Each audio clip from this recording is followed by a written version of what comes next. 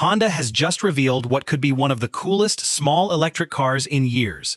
This is the all-new Honda Super N, and while it looks like a modern city EV, there's much more going on beneath the retro-inspired bodywork.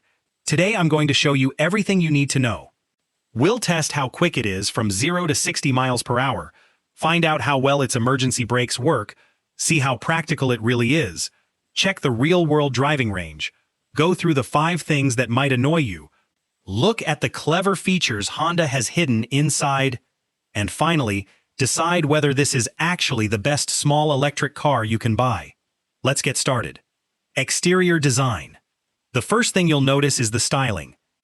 Honda clearly wanted this car to stand out. Instead of chasing aggressive futuristic looks, they've gone with a clean retro design, inspired by some of Honda's classic hatchbacks. The square headlights, simple front end, and upright shape give it loads of character. It looks friendly rather than intimidating. Around the side you'll notice the short overhangs and wheels pushed right into the corners. That helps improve cabin space while giving the car a sporty stance. The flush door handles help improve efficiency. The charging port sits neatly at the front, making it easy to plug in regardless of which side the charger is on. At the rear, the full-width LED light bar gives the Super N a modern appearance while still keeping that retro theme. Overall, it's one of those cars that people will probably recognize instantly. Interior review. Open the door and the cabin continues the minimalist theme. Everything feels clean and uncluttered. The dashboard stretches right across the cabin with a modern digital layout. Materials feel much nicer than you'd normally expect from a small hatchback. There's plenty of soft-touch trim around the areas you touch most often. The seats are supportive and comfortable. Visibility is excellent thanks to the large windows and relatively upright seating position. Honda has also kept physical buttons for important controls like the climate system, which makes everything much easier to use while driving.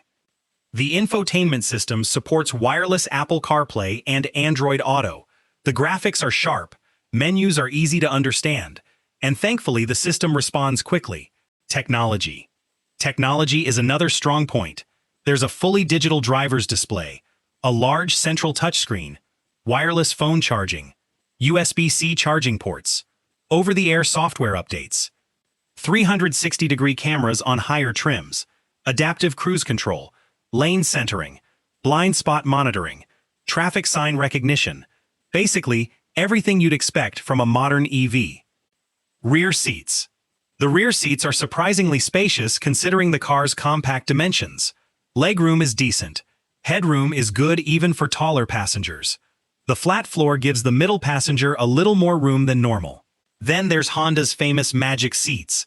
Just like previous Honda models, the seat bases can fold upwards.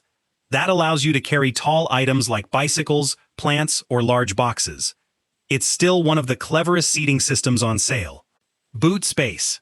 Move around to the back and you'll find a practical luggage area. The opening is nice and wide. Best features. Now for the cool stuff.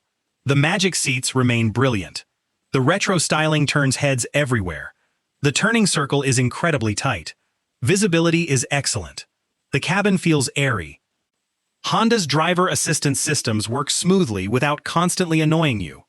And overall build quality feels exactly like you'd expect from Honda. Solid. Price and UK specifications. Honda will offer several versions of the Super N. Prices are expected to start competitively within the small electric hatchback segment. Different battery options will likely be available depending on trim level. Higher models add larger wheels, more technology, and additional comfort features. 0-60 acceleration test. Time to find out how quick it is. Foot on the brake. Select Sport mode. Floor it. Immediately you get that instant electric punch. There's no waiting for gears. No turbo lag. Just smooth acceleration. For everyday driving, it feels more than quick enough. Joining motorways is effortless. Overtaking slower traffic doesn't require much planning either. Emergency brake test. Now let's see how well it stops. Emergency stop. Full braking. The pedal feels firm. The car remains stable. Very little nosedive. No drama. Exactly how you'd want an emergency braking system to behave. Petrol versus electric. If you're switching from a petrol hatchback, there are a few differences. Charging obviously requires planning. Long trips take longer. Public charging still isn't perfect everywhere, but running costs are much lower. Maintenance is simpler. The cabin is quieter. Performance feels stronger at low speeds. For most daily drivers, the electric version simply makes more sense. Verdict. So, should you buy the Honda Super N? If you're looking for a stylish, practical, well-built small electric car with clever features, comfortable driving manners, and plenty of everyday usability, it's certainly one of the strongest options in its class. It isn't perfect. Charging speeds could be better. Top-spec models aren't cheap. But overall, Honda has produced a genuinely impressive EV that combines retro character with modern technology. It looks different. It drives well. It's practical. And most importantly, it feels unmistakably like a Honda. If that's what you're looking for, the Super N deserves to be near the very top of your shortlist. Thanks for watching.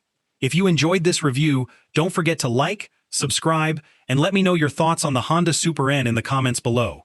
See you in the next one.